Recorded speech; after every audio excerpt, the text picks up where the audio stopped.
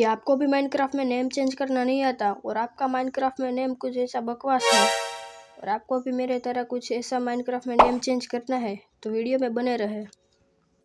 तो पहले देखो, मेरा भी नेम कुछ ऐसा था, कसिनो XY09 ऐसा ही कुछ था। मेरे को भी नेम चेंज करना है तो पहले आपको सेटिंग में जाना पड़ेगा।